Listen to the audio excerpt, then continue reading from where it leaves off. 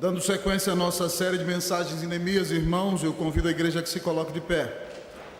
Nós vamos ler a palavra do Senhor lá no livro de Neemias, no capítulo de número 4.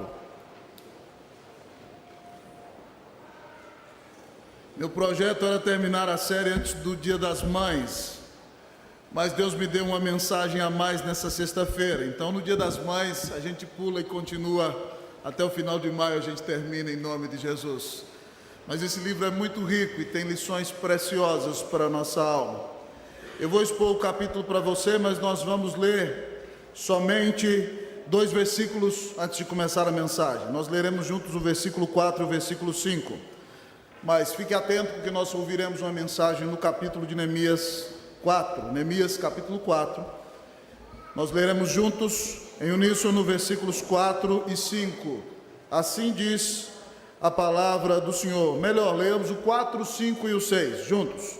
Assim diz a palavra de Deus. Ouve, ó nosso Deus, pois estamos sendo desprezados. Caia o seu opróbrio sobre a cabeça deles, e faze que seja um despojo numa terra de cativeiro. Não lhes encubras a iniquidade, e não se risque de diante de ti o seu pecado, pois te provocaram a ira na presença dos que edificavam. Assim edificamos o muro, e todo o muro se fechou até a metade de sua altura, porque o povo tinha ânimo para trabalhar. Pai, fala a nossa alma nessa manhã.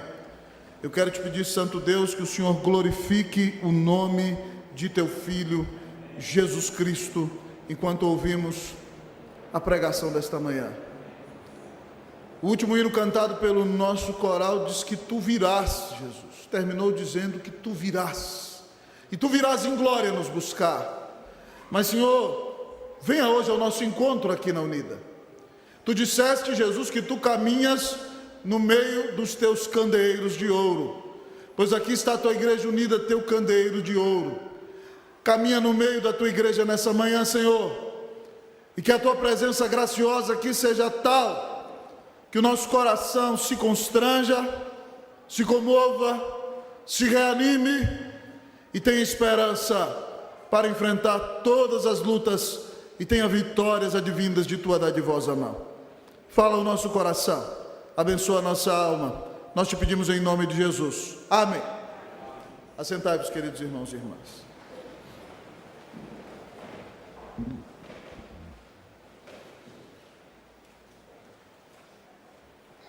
Queridos irmãos e irmãs, dentre todas as circunstâncias que democratizam os homens, sem sombra de dúvidas, uma das mais marcantes é a adversidade.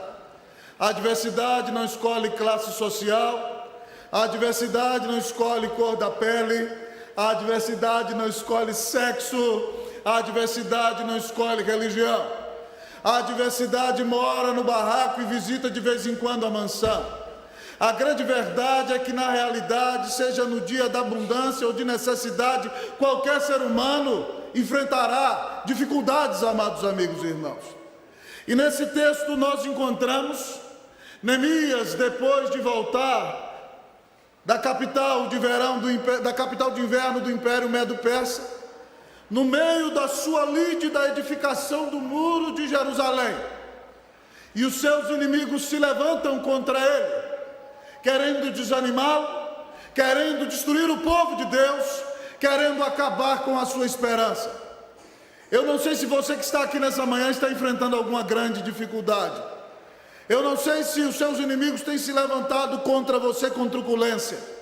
Eu não sei se você está passando alguma necessidade financeira nessa manhã, ou se você anda assolado por um problema de saúde ou de relacionamento. Eu não sei, querido irmão, se o inimigo tem oprimido a sua alma, e se uma tristeza de matar está dominando o seu ser. Mas nessa manhã, amados irmãos, nessa palavra, em que Deus abençoa a vida de Neemias, o tema do sermão para nós é: vença o inimigo.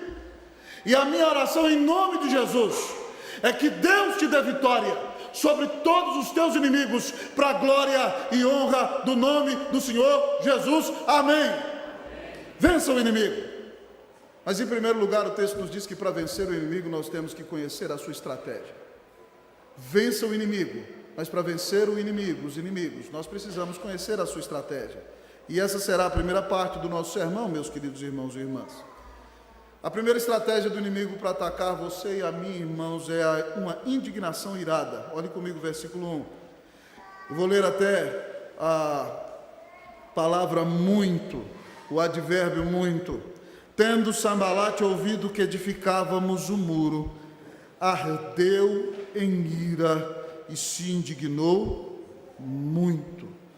Sambalate, amados irmãos, o horonita, é alguém que odeia os judeus e é o governador da cidade de Samaria. E ele quer a destruição do povo de Deus. E ele é um homem que lidera os homens daquela região. E a Bíblia diz que quando o povo de Deus avança no cumprimento da edificação do muro de Jerusalém, vocês se lembram, eu já preguei sobre isso algumas semanas atrás, eles estavam desmoralizados e durante 80 anos deixaram os muros no chão. Mas agora, com Neemias à frente do projeto, eles levantarão os muros em 52 dias. E Sambalate, amados irmãos, fica irado. A Bíblia diz que ele ardeu em ira. Não só ardeu em ira, ele se indignou muito. E, amado irmão, nós aprendemos aqui que o inimigo muitas vezes reage contra nós com truculência.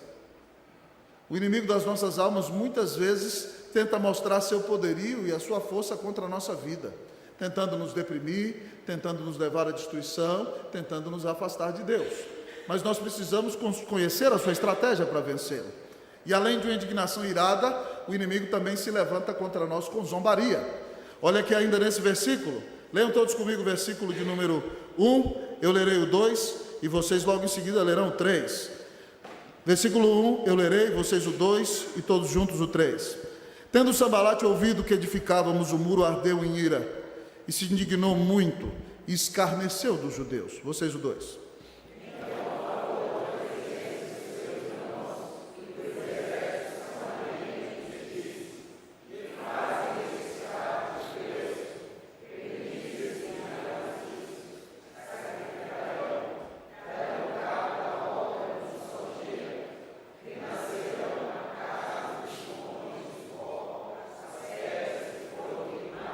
Todos o 3. Estava com ele Tobias, o amonita, e disse: ainda que edifiquem, vindo uma raposa, derribará o seu muro de pedra.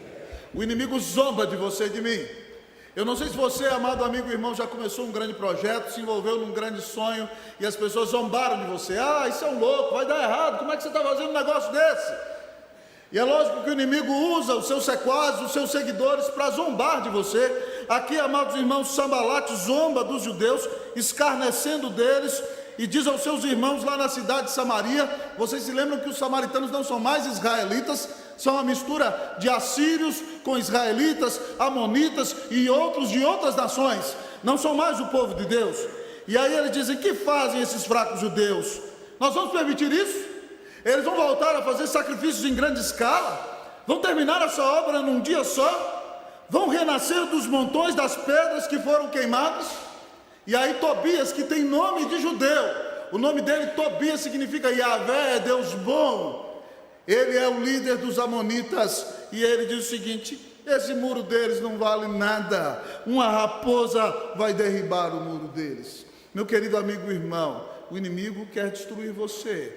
E quando ele não vem com truculência e ira para atacar você, para tirar você do sério, para deixar você amedrontado, ele quer ridicularizar você, e ele zomba da sua vida.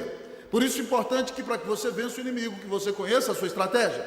Mas conhecendo a estratégia do inimigo, nós vemos que além de indignação, irada e zombaria, o inimigo vem com o ataque. Versículo de número 8 e versículo de número 11.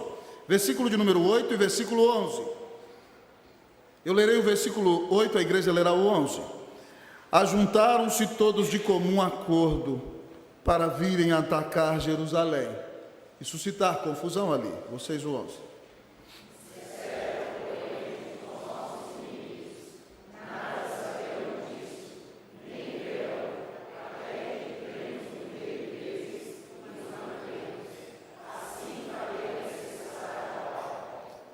Disse Jesus: o ladrão vem somente para roubar, matar e...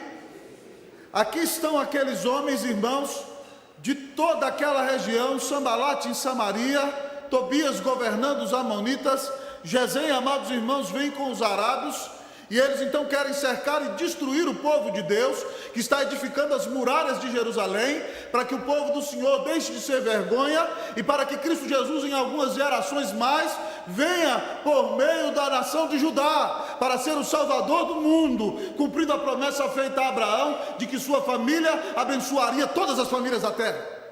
Então, irmãos, o versículo 8 diz que eles se ajuntaram todos de comum acordo, para virem atacar Jerusalém, que iriam suscitar uma grande confusão ali. Mas eles não querem só desbaratar o povo de Deus, queridos amigos e irmãos. Se puderem, eles aniquilarão o povo de Deus. O versículo 11 diz que aqueles inimigos disseram: eles não vão nem ficar sabendo, nós vamos entrar no meio deles, vamos matar todo mundo e vamos acabar com a expansão do reino de Deus, nós vamos destruir essa obra, nós vamos acabar com a vida dele. Meu querido irmão, o inimigo da sua alma ataca você. Você precisa entender isso. Pastor, como é que o diabo pode me atacar? O crente, irmão, nunca fica possuído por demônios. Por quê? Porque você é a habitação do Espírito Santo. Então é impossível que você, que tem o Espírito Santo habitando dentro de si, seja possuído por demônios. Então como o diabo ataca a sua e a minha vida? Ele ataca, amado irmão, como temos visto muitas vezes, com truculência.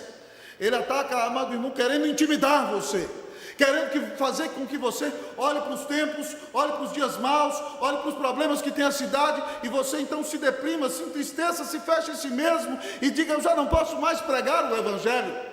Ou então você olha agora para São Paulo, que antigamente não tinha, por exemplo, festa de carnaval de rua, e você vê as ruas dominadas pelo carnaval, e você sinta: agora o povo de Deus é minoria, nós já não temos mais espaço aqui. O inimigo vem, amado irmão, com um golo compressor contra a sua vida.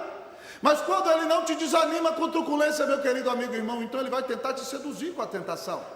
Ele vai dizer: olha aqui o que eu tenho para oferecer para você, os meus manjares são deliciosos, esqueça de Deus, Deus não te ama, Deus te odeia. Foi isso que ele fez com Eva.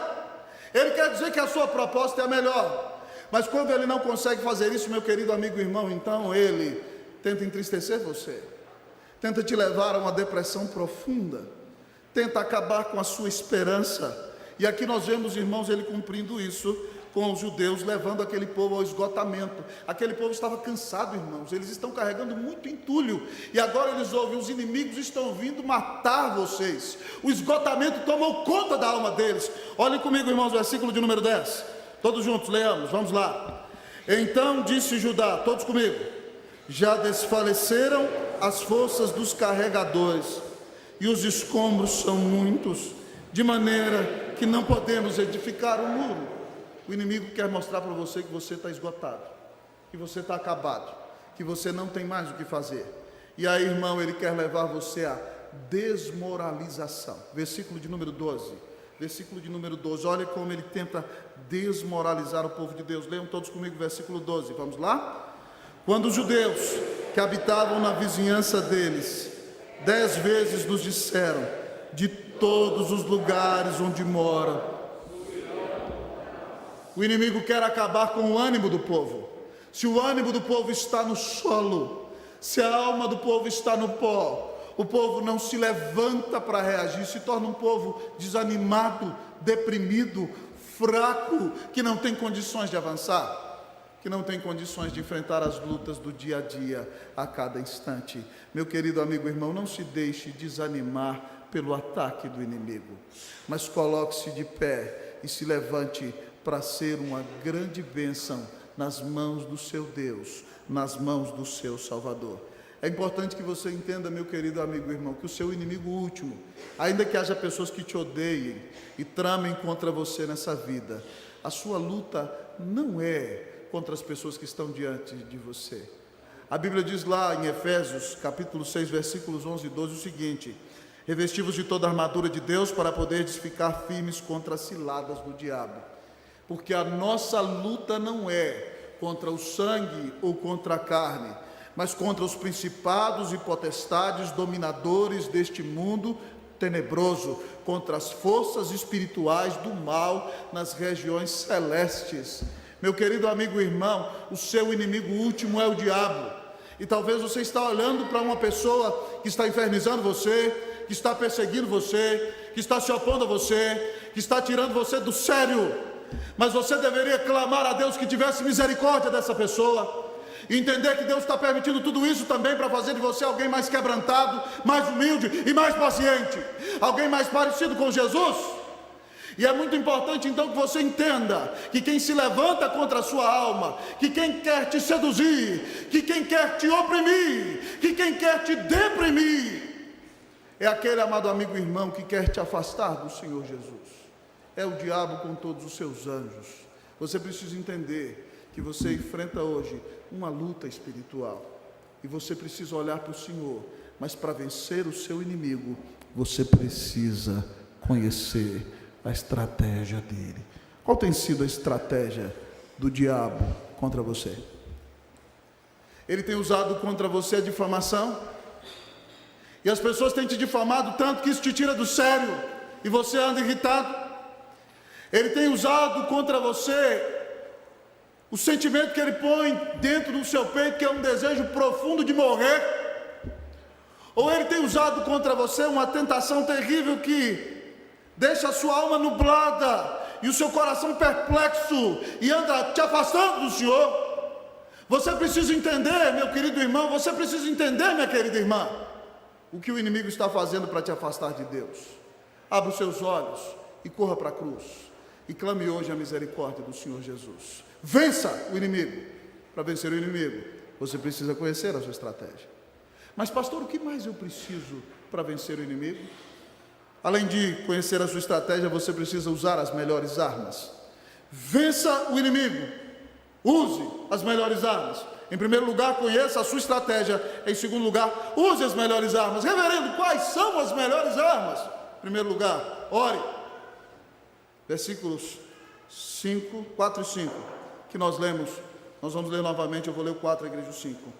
Ouve, ó nosso Deus, pois estamos sendo desprezados. Caia o seu opróbrio sobre a cabeça deles, e faze que sejam despojo numa terra de cativeiro. Vocês o 5.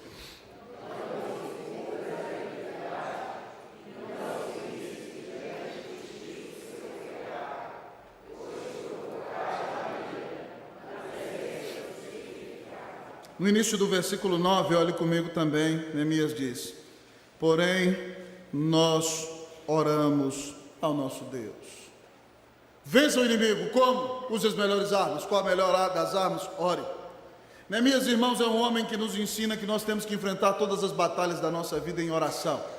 No versículo 4, ele conta para Deus: Senhor, o Senhor está vendo aí o que estão falando a nosso respeito? Estão desprezando teu povo, Senhor. Que a vergonha caia sobre a cabeça deles, Senhor. Faz deles, Senhor, o despojo numa terra de cativeiro, que o inimigo vem e leve todos eles embora, Senhor. Eles estão perseguindo teu povo. Senhor, não encubra a iniquidade deles, e não risque diante de ti o seu pecado. Eles estão provocando a ira, não é a nós, teu povo, é ao Senhor. Esse povo está se opondo à tua obra, Senhor, ao teu trabalho. E Neemias, no versículo 9, diz mais: quando eles estão tentando matar, ele diz: porém, nós oramos ao nosso Deus. Então, minha querida irmã, santa mulher de Deus, para vencer o inimigo nós temos que usar as melhores armas, e a melhor arma é a oração. Como é que está a sua vida de oração? Eu quero citar para você aqui uma frase do grande Samuel Chadwick, que diz: a maior preocupação do diabo é afastar os cristãos da oração. Ele não teme os seus estudos, nem o seu trabalho, e nem a religião daqueles que não oram. Ele ri da nossa labuta, zomba da nossa sabedoria, mas treme quando nós oramos. Como vencer o inimigo? Ore. Como dizia o grande missiólogo do século XX, Patrick Johnson: quando o homem trabalha, o homem trabalha. Quando o homem ora, Deus trabalha. Temos aprendido com Neemias todos esses dias, irmãos, que batalhas espirituais são vencidas com armas espirituais. Eu e você não podemos alterar as circunstâncias. Eu e você não podemos mudar o coração das pessoas. Eu e você muitas vezes não conseguimos mudar nem mesmo as nossas próprias emoções.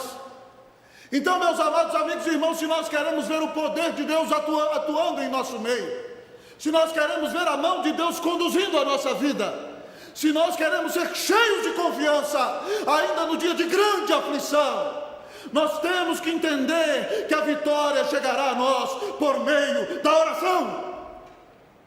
Como está a sua vida de oração, meu querido irmão? Como está a sua vida de oração, minha querida irmã?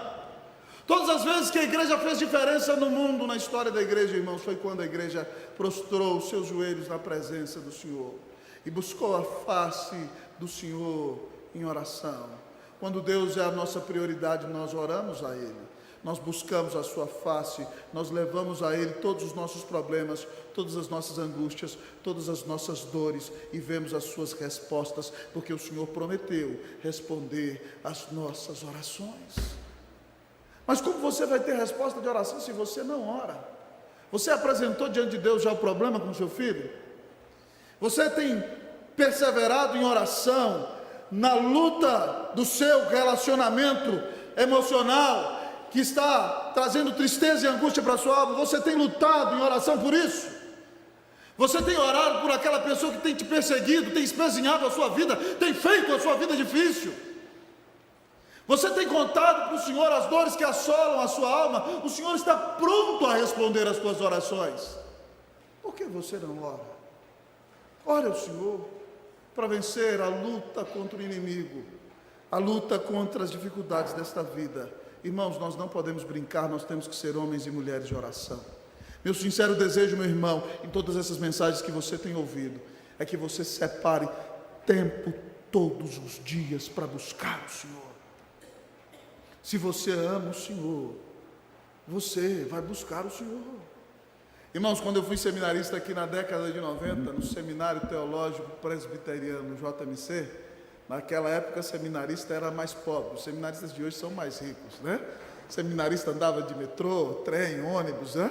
E fazia muitas coisas assim. Eu namorava com uma moça de Guarulhos com a qual eu me casei. E de repente, então, ela me ligava no seminário, no nosso alojamento de solteiros, tinha 2 orelhões, né? Os jovens nem sabem o que é orelhão mais, né, Sandra? Tinha 2 orelhões lá dentro, e aí, de repente, então, ela me ligava e me chamavam, e às vezes ficava 10, 15, 20, quando eu via 40 minutos conversando com essa mulher que é minha esposa, irmãos, e o tempo passava rápido. Quando a gente ama alguém, a gente tem prazer de conversar com esse alguém. Ou às vezes eu ligava um cartão de 20 reais, irmãos, 20 minutos, acabava num segundo. Porque quando a gente ama alguém, a gente quer conversar com esse alguém. Você ama o Senhor? Meu irmão, você tem que entender que Deus não é só aquele ser que está longe lá no céu. Você tem que ter reverência, sim. Ele é o Altíssimo. Mas Ele se importa com você. Ele deu o Filho dEle por você. E Ele quer que você tenha reverência e santo temor. Mas Ele quer que você o chame de Pai. Você já se aventurou a apresentar as suas dores ao Senhor? Já teve vezes que você orou assim: Senhor fulano está me batendo, Senhor fulano está falando mal de mim, Senhor fulano está tentando me perseguir, Senhor o diabo está tentando acabar com a minha vida. Fale com o Senhor, meu irmão.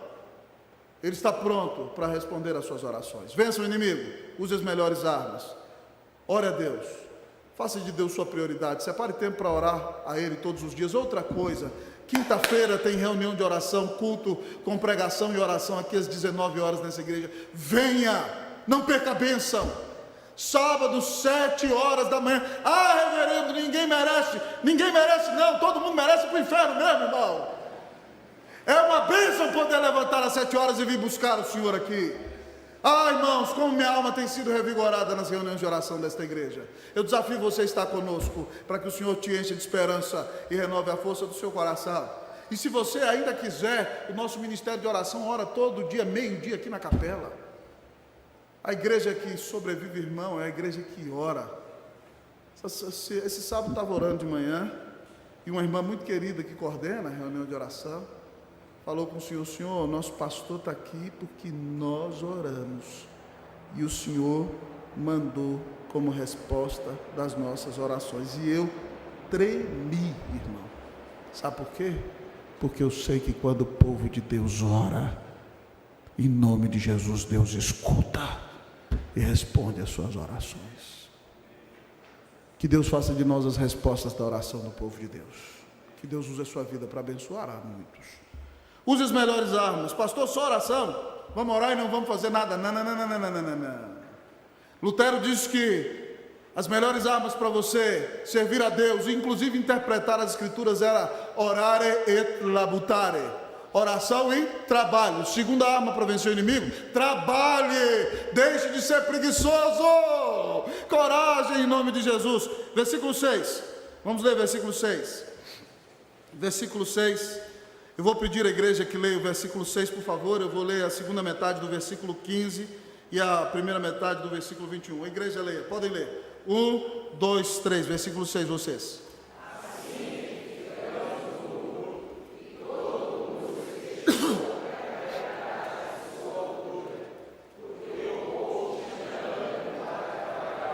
Versículo 15, na segunda metade, diz assim: voltamos todos nós ao muro, cada um à sua obra.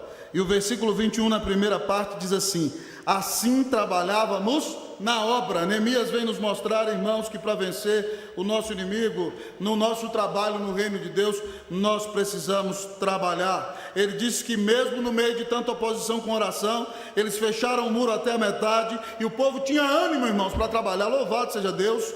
Depois ele nos diz no versículo 15b, que eles voltaram ao muro e cada um voltou a fazer o seu trabalho. E depois do 21a, ele diz que todo o povo trabalhava na obra.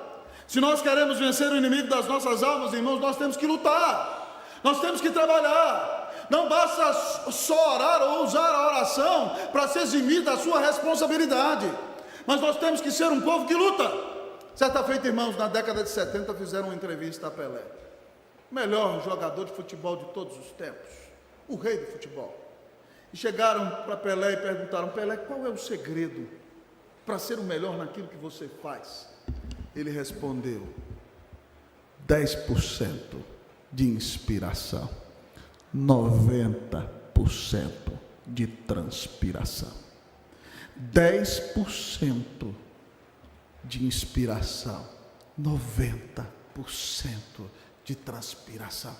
E os torcedores do Santos sabem aí que quando todo mundo ia embora do treino, Pelé ficava 1 ou às vezes até 2 horas correndo, batendo falta, treinando, cabeceando, lutando, e por isso ele era perfeito em todos os fundamentos e fazia muito bem o que fazia, porque ele trabalhava.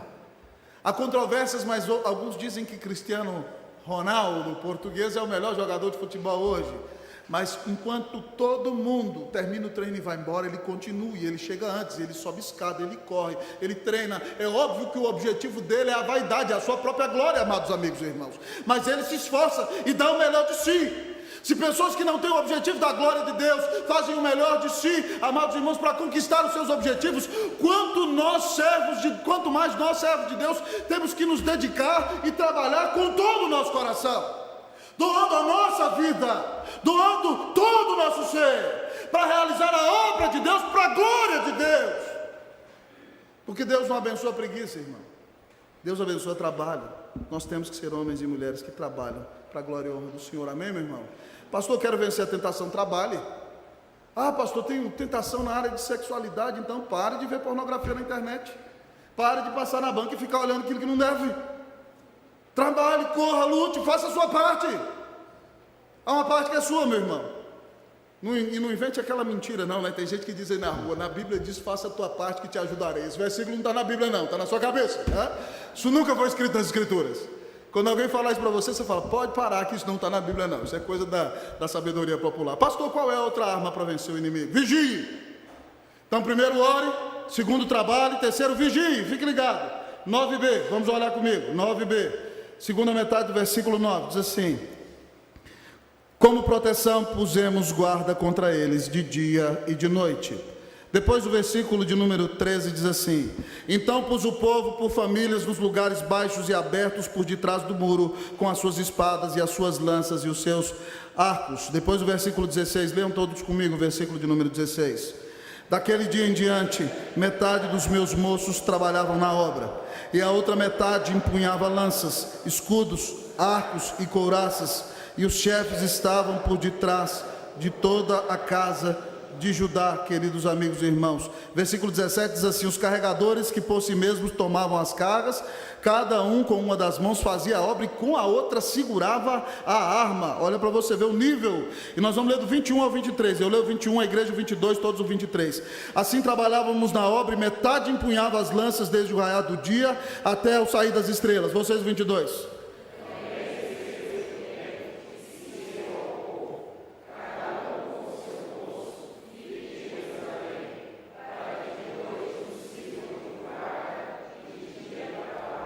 Todos os 23 comigo. Nem eu, nem meus irmãos, nem meus moços, nem os homens da guarda que me seguiam, largávamos as nossas vestes. Cada um se deitava com as armas à sua direita. Vigie, meu irmão. Para vencer o inimigo, primeiro ore, segundo trabalho, terceiro vigie. Eles tinham que vigiar, irmãos. Neemias disse que colocou guardas no muro. E ele virou para o pessoal e falou assim: agora acontece o seguinte, metade trabalha, metade vigia. E ele colocou lanças, diz o texto aqui, colocou espadas, escudos, arcos, couraças, ele deu armas para todo mundo, e metade trabalhava na obra, metade vigiava. Então um dia o camarada trabalhava na obra do muro, no outro dia ele era soldado. Um dia ele era peão de obra, o outro dia ele era soldado, pedreiro soldado, servente soldado, certo? Engenheiro, capitão, e vai, por aí vai.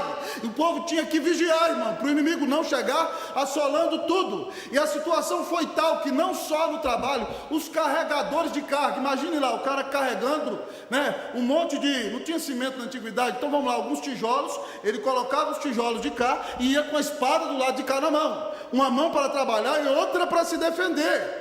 E a situação era tal que Neemias nos conta, que até na hora de dormir, eles deixavam a sua roupa do lado e cada um deitava com a espada à direita na cama.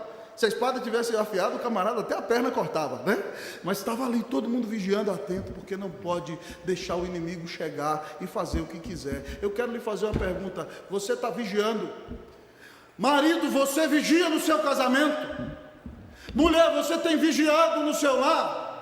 Ou você tem deixado o diabo armar para o seu cônjuge e armar para você para destruir seu casamento? Pais, vocês têm vigiado seus filhos? Vocês estão atentos àquilo que os seus filhos veem no celular todos os dias? As páginas web que eles acessam na internet? Vocês conhecem os amigos dos filhos de vocês, meus irmãos? Vocês sabem onde seus filhos estão andando? Vocês sabem como é o desempenho escolar deles? Alguma vez vocês já foram na reunião em que foram convocados para saberem da situação de seus filhos? Como é que está o coração do seu filho? Está longe de Deus? Você tem lido a Bíblia com ele? Você tem orado com ele?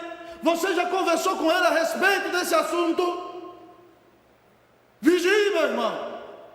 Nós como igreja estamos vigiando, irmãos, contra os ataques do diabo?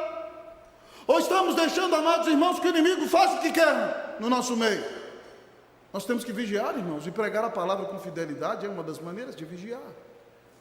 Meu irmão, você está atento ou está deixando a tentação levar você para onde você quiser? Fique ligado, meu irmão. Há uma conspiração do inferno contra a sua vida.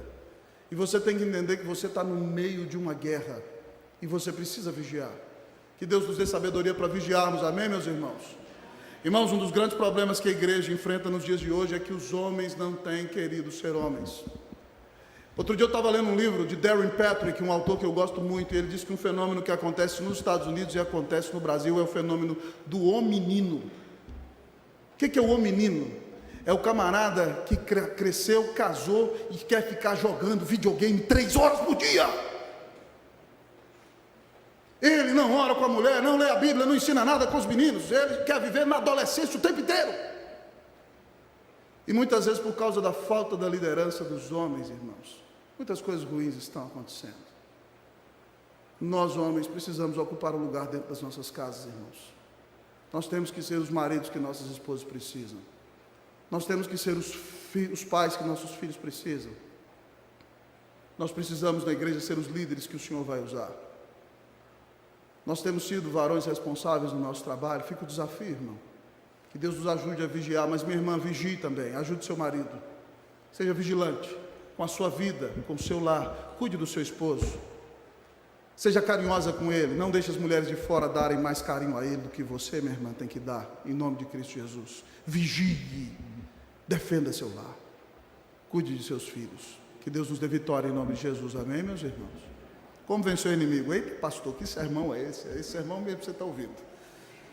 Quarto lugar, encoraje. Quarto lugar, encoraje. Versículo 14, eu vou ler a igreja 19 ou 20.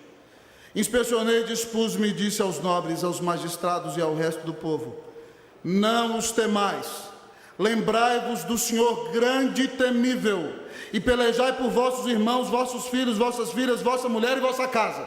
Vocês, irmãos, leiam para mim o 19 e o 20.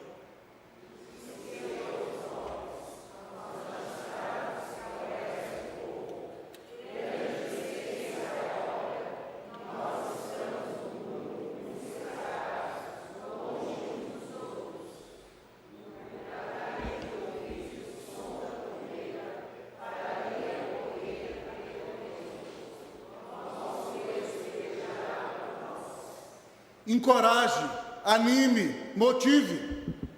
Deus é grande, Deus é maior do que tudo. Neemias vira e fala: pessoal, nós estamos edificando um muro, os inimigos querem nos matar, nós temos que trabalhar agora e vigiar, mas prestem atenção, nós temos um grande Deus. Ele diz aqui, amados irmãos, no versículo de número 14: o Senhor é grande e temível, Ele nos defende. Podem lutar, pelejai por vossos irmãos, vossos filhos, vossas filhas, vossa mulher e vossa casa. O que Neemias está dizendo para esses homens é o seguinte: um com Deus é maioria.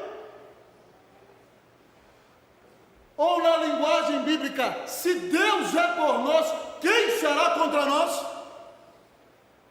Se Deus está a nosso favor, quem vai nos resistir, irmãos? Quem pode se opor a nós se o Senhor estiver conosco? Então nós temos que levantar a nossa mira e olhar para Deus. Meu irmão, nós vivemos dias difíceis, sim, nós vivemos dias de crise, mas o Senhor está no trono. O Senhor é soberano, Ele ama seu povo, Ele quer usar você, mãe, na vida do seu filho. Ele quer usar essa igreja para abençoar São Paulo, Brasil e o mundo. Ele quer usar a nossa vida, portanto, coragem, irmãos e irmãs. Levantemos-nos para fazer a obra de Deus. Neemias conta, irmãos, que ele colocou, chamou os líderes, falou: a obra é extensa, nós vamos estar cada um em cada lugar, vocês vão ouvir a trombeta, e quando ouvir a trombeta pode correr, Deus vai pelejar por nós. O Senhor está nos defendendo. Então, irmãos, nós não precisamos, preste atenção aqui, ter medo de nada e nem de ninguém, quando a gente entende que o Senhor está do nosso lado. Que Deus esteja a seu favor, amém, meu irmão? Coragem na obra do Senhor. Em último lugar, meu irmão, reconheça que quando você for livrado e a bênção for derramada na sua vida, reconheça que isso não é poder seu, é de Deus. Versículo 15, olhe comigo na primeira parte, diz assim: e sucedeu que, ouvindo os nossos inimigos, que já o sabíamos, e que Deus tinha frustrado o desígnio deles, voltamos todos nós ao muro, cada um à sua obra. Sabe qual é a matemática do nosso trabalho aí? Quando tudo der errado, a culpa é minha e sua. Quando tudo der certo, toda a glória seja dada ao nome do Senhor. Amém, meu irmão? Neemias diz: os inimigos ouviram que Deus frustrou o desígnio deles. Nós precisamos entender que as vitórias que nós temos, elas não vêm de nós, elas vêm do Senhor Jesus. Então, a Ele daremos toda a glória em todas as conquistas que obtivermos. Chegando ao final dessa mensagem, talvez você me diga: pastor, qual é a garantia de que nós teremos a vitória? Pastor, eu posso vencer o pecado? Sim, você pode vencer o pecado, porque Cristo venceu o pecado. Romanos 6, de 8 a 11, coloca na tela aí para mim, por favor. Tim, por favor, Romanos 6, de 8 a 11. Pastor, posso vencer o pecado? Sim, você pode vencer o pecado. Nós vamos ler alguns textos no final do sermão, porque Cristo venceu o pecado por mim e por você. Romanos 6, de 8 a 11. Vamos ler na Bíblia aqui, deixa eu ver se eu... Aqui, vamos lá, saiu lá. Ora, todos comigo, vamos lá? Ora, se já morremos com Cristo, cremos que também com Ele viveremos. sabedores de que, havendo Cristo ressuscitado dentre os mortos, já não morre, a morte já não tem domínio sobre ele.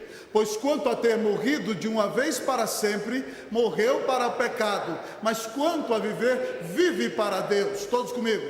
Assim também vós, considerai-vos mortos para o pecado, mas vivos para Deus em Cristo Jesus. Você pode vencer o pecado, porque Cristo venceu o pecado com sua morte na cruz, e agora você, cristão, considere-se morto para o pecado e vivo para Deus em Cristo Jesus. Pastor, posso vencer o pecado? Pode, a vitória já é sua. Mas talvez você me pergunte: pastor, posso vencer o mundo? João 16:33 diz assim, irmãos: estas coisas vos tenho dito, para que tenhais paz em mim. No mundo passais por aflições, mas tem de bom ânimo, eu venci o mundo. Você pode vencer o mundo, porque Cristo já venceu o mundo por você, meu irmão.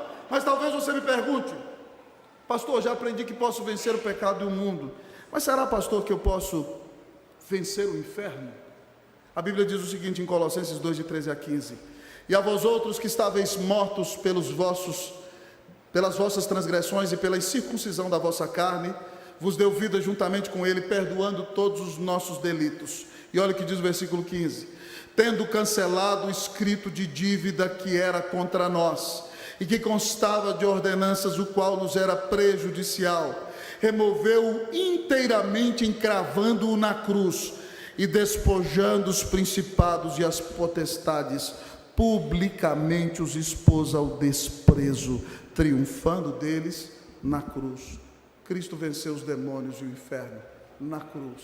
Muitas vezes você acha que quando Cristo foi crucificado o inferno venceu. Não, meu irmão, o Senhor cancelou lá a nota da dívida que era contra você, e ele zombou do inferno e de todos os demônios, porque com a sua morte ele matou o projeto do inferno e salvou o povo de Deus. Você pode vencer os demônios, porque Cristo já triunfou deles na cruz. Pastor, eu posso vencer a morte? Você pode vencer a morte no dia final, irmão. O Senhor ainda não tirou esse aguilhão de nós. A morte para nós não é razão de desespero, é um caminho para encontrar o Senhor. Mas no dia final, se você crer em Jesus, você ressuscitará. Pastor, qual é a certeza que posso ter de que vencerei a morte? Porque Cristo venceu a morte.